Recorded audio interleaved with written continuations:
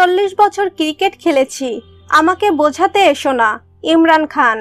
দুয়ারে কড়া নাড়ছে ICC one day বিশ্বকাপ 2019। এর আগে টানা হারে অকুল পাথারে পাকিস্তান।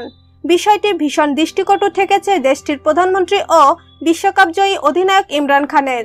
ক্রিকেটের স্বীকৃত 2 ফরম্যাট টেস্ট ও ওয়ানডে র্যাঙ্কিংয়ে শীর্ষ 5-এও নেই সরফরাজ বাহিনী। তাই দ্রুত এ শোচনীয় অবস্থার পরিবর্তন চান তিনি। গেল বছর কেবল পাকিস্তান, হংকং ও জিম্বাবুয়ের বিপক্ষে ওয়ানডে জিতেছে পাকিস্তান।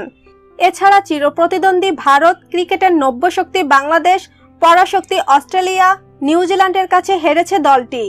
বিশ্বকাপে এ দল নিয়ে আশা কতটুকু, সেই আশা পুনরুজ্জীবিত করতে পাকিস্তান ক্রিকেট বোর্ডের পিসিবি সঙ্গে বৈঠক করেছেন ইমরান।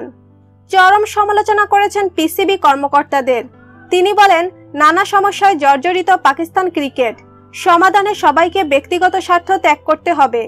পরিপ্রেক্ষিতে ইমরানকে বোঝাতে নানা যুক্তি পেশ করেন পিসিবি কর্তারা।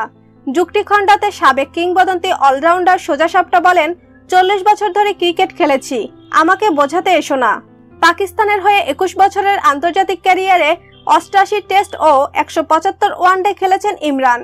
জিতেছেন 1992 ওয়ানডে বিশ্বকাপ। দেশটির সর্বকালের সেরা ক্রিকেটার হিসেবে বিবেচিত তিনি। খেলোয়াড়ি ক্যারিয়ার শেষে জড়িয়ে পড়েন রাজনীতিতে, সেখানেও সফল। এখন নানা সমস্যা জর্জর দেশের প্রধানমন্ত্রী দায়িত্ব পালন করছেন। ভিউয়ার্স, এতক্ষণ আমাদের সাথে থাকার জন্য ধন্যবাদ। ভিডিওটি ভালো লাগলে অবশ্যই লাইক, কমেন্ট, শেয়ার করবেন। তার আগে অবশ্যই আমাদের চ্যানেলটি সাবস্ক্রাইব করে আমাদের সাথেই থাকুন।